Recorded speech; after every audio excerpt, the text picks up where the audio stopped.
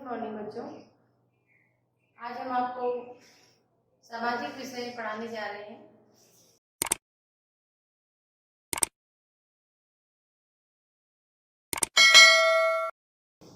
इस विषय के अंतर्गत 3 आता है विषय, जैसे इतिहास, भूगोल और नागरिकता, यानी इन तीनों विषय के समावेश को सामाजिक विषय कहते हैं, जिसमें हम समाज से संबंधित अध्ययन करते हैं और इसमें भौगोलिक स्थिति, पर्यावरण आदि के बारे में जानते हैं। इतिहास के द्वारा हम पुरातत्वों से यानी शिलालेखों, सिक्कों आदि चीजों से पता करते हैं कि पहले हमारा जीवन कैसे था और आज का हमारा जीवन कैसे है और बीच का समय कैसे बीता।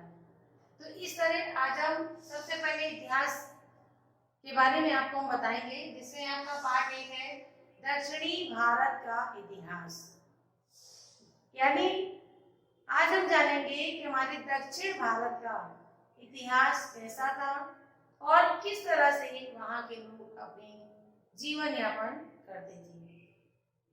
पहला तो हम जानते हैं कि विंध्य पर्वत से लेकर सुदूर दक्षिण में स्थित कन्याकुमारी तक विशाल प्रदेश दक्षिण भारत कहा जाता है। दक्षिण भारत किसे कहते हैं, कहां से कहां तक है, ये पहले हम आपको बता रहे हैं कि विंध्य पर्वत, जैसे विंध्याचल पर्वत भी आप कह सकते हैं, तो विंध्य पर्वत से लेकर सुदूर दक्षिण में स्थित, यानी वहां से दूर स्थित दक्षिण में कन्याकुमारी तक का जो विशाल प्रदेश है वो हमारा दक्षिण भारत कहलाता है। इसका आकार एक ऐसे त्रिभुज के समान है। कैसा है इसका आकार? त्रिभुज।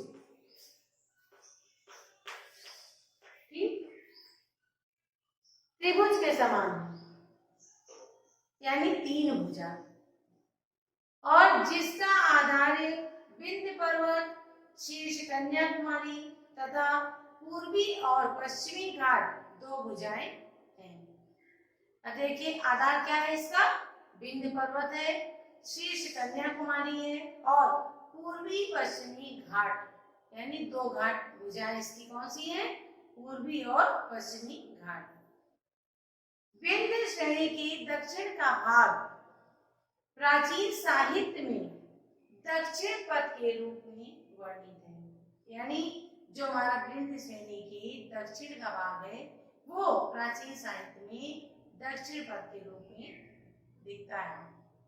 यह प्रदेश एक प्रायद्वीपीय पठार है। यह प्रदेश हमारा जो है एक प्रायद्वीप पठार है, जो वनाच्छेद यानी वन के पास जितनी पहाड़ियां और नदियां, घाटियां आदि सब हैं। ये पहाड़ है जो और घाटियां हैं, पठार, ये अनेक इकाइयों में इसे बांटते हैं। जैसा कि हम सब जानते हैं कि इस ईसा काल के आरंभ में दक्षिण भारत में 3 राज्य थे। ईसा काल के आरंभ में दक्षिण में 3 राज्य थे। कौन से थे? चेर, चोल एवं पांड्य। चेर, चोल और पांड्य, ये हमारे जो है 3 राज्य थे। ईसा की 4वीं शताब्दी में, तो 4वीं शताब्दी चली तो उसमें चालुक्य तथा पल्लव भी उदित हुए। जब कौन उदित हुए, यानी आगे ये 3 थे, उसके बाद कौन सा बना? चालुक्य, ठीक, और पल्लव, ये हमारे हुए। अब इन दोनों राजवंशों ने लगभग 400 वर्षों तक शासन किया, यानी ये 2 राजवंशों ने लगभग 400 वर्ष तक इन्होंने शासन किया। 8वीं शताब्दी में चोल और पल्लवों को हराकर, चोल जो थे 8वीं शताब्दी में पल्लवों को हराकर दक्षिण भारत में पुनः शक्तिशाली हो गए। यानी जो चोल था उसने पल्लव को हराया और फिर से वो शक्तिशाली हो गए। पहले इन तीनों का राज था, फिर ये दोनों का राज हुआ, लेकिन फिर चोल ने इन्हें हराकर फिर से अपना पुनः शासन स्थापित कर लिया और फिर से वहां का वो शक्तिशाली राजा बन गया। मध्य युग, जैसा कि मैंने भी पहले ही आपको बताया कि 3 युग थे, तो मध्य युग मतलब बीच का। ठीक, अब इस बीच के युग में प्रारंभिक काल यानी शुरुआत की, जो मध्य युग के शुरुआत की काल थी, उसमें प्रादेशिक राज्यों के बीच सत्ता के लिए अद्भुत संघर्ष रहा। यानी इस समय वो जो सत्ता कहते नहीं, हमारा इसमें दिखा रही है, मेरी जगह, ये मेरा है, तो उसके लिए एक होड़ सी मची थी और फिर से जो है दोनों में खूब संघर्ष हुआ। प्राचीन भारत के मध्य युगीन इतिहास का अध्ययन, जो हमारा प्राचीन भारत है, इसके मध्य युगीन इतिहास का अध्ययन हम 2 शीर्षकों में कर सकते हैं। यानी 2 तरह से हम 2 शीर्षक लेंगे, 2 तरह से हम इसको पता कर सकते हैं। पहला है दक्कन का इतिहास,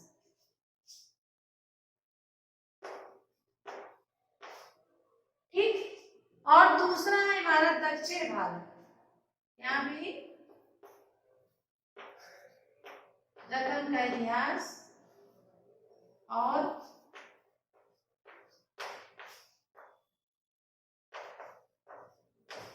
दक्षिण भारत का इतिहास, ये हमारा 2, पहला और दूसरा। यानी इसके अंतर्गत जो है प्राचीन भारत के मध्ययुगीन इतिहास का हम पता करेंगे। तो पहले यही चलते हैं, हम दक्कन के राज्य कौन कौन से हैं और इसको हम जान लेते हैं कि दक्कन के राज्य कौन कौन से हैं। दक्कन राज्यों में राष्ट्रकूट, पश्चिमी चालुक्य यादव, काकतीय एवं होयसल सम्मिलित हैं। कौन कौन से बच्चों? राष्ट्रकूट, पश्चिमी चालुक्य, यादव और काकतीय। मैं लिख दे रही हूं यहाँ पर।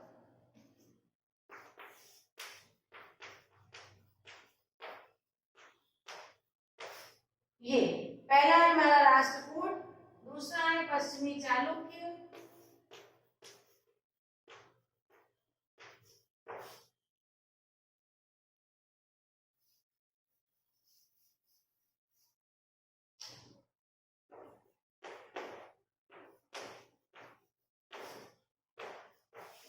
और तीसरा यादव, और चौथा है काकतीय। ये हमारे दक्कन के राज्य हैं।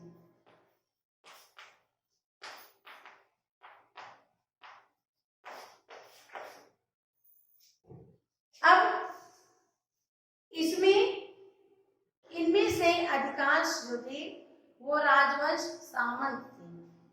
इनमें अधिक से अधिक जो थे वो राजवंश सामंत थे, जो बाद में स्वतंत्र हो गए यानी आजाद हो गए। अधिकांश राजवंश परस्पर युद्धरत रहते थे, यानी जो राजवंश थे अधिक से अधिक वो एक दूसरे से युद्ध करते रहते थे, लेकिन उन्होंने अपने क्षेत्र में सांस्कृतिक विकास में बहुत योगदान दिया। वो युद्धरत रहते थे, लेकिन जो सांस्कृतिक विकास था, जैसे सांस्कृतिक कार्यक्रम या संस्कृति का प्रभाव, इन सब चीजों में उन्होंने बहुत बड़ा योगदान दिया। कल्याणी के चालुक्य, देखिए पहले आते हैं कि कल्याणी के चालुक्य। अब इन्होंने कहां से कहां तक किया? 973 से 1200 ईस्वी पूर्व तक शासन किया। इन्हें हम पश्चिमी चालुक्य भी कहते हैं। जो कल्याणी के चालुक्य थे इन्हें हम पश्चिमी चालुक्य भी कहते हैं। 973 में तैलप द्वितीय ने 973 में तैलप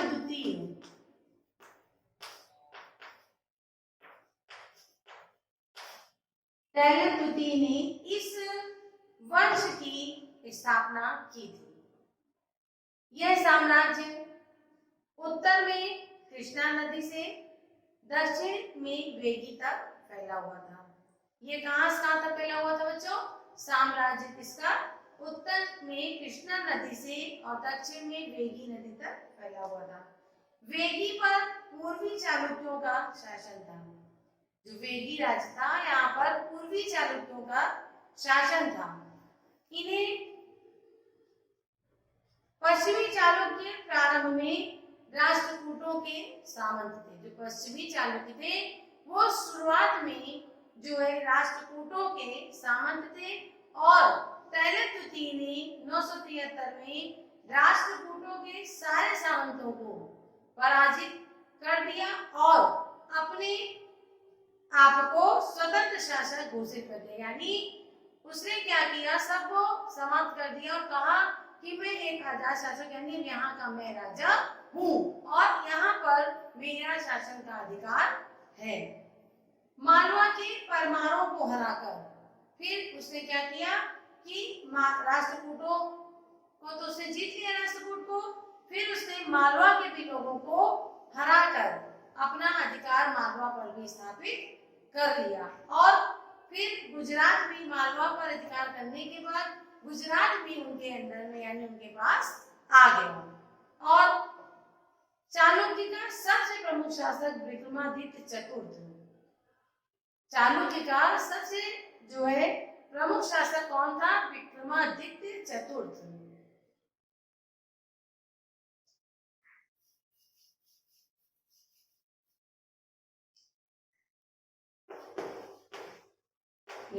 विक्रमादित्य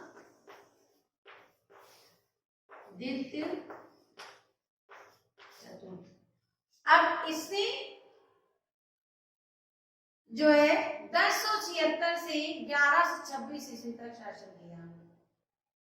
इसने गोवा के कदम्बों, द्वार समुद्र के होयसलों, उचांगी के पांड्यों, आंध्र प्रदेश के कुछ भाग और अनेक भागों को सामंतों को पराजित करके जो है अपने कब्जे में कर लिया यानी वहां का राजा बन गया।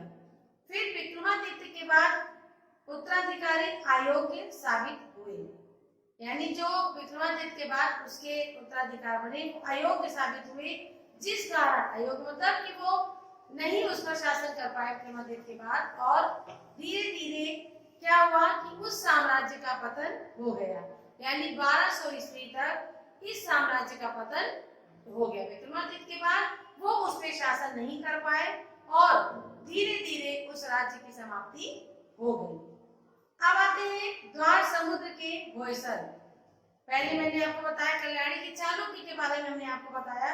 अब आते हैं द्वार समुद्र के होयसल यानी 1110 ईस्वी से 1319 ईस्वी तक।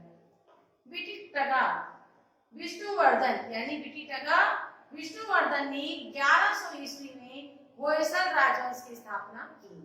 होयसल राजवंश की स्थापना किसने की? बिटिटगा विष्णुवर्धन।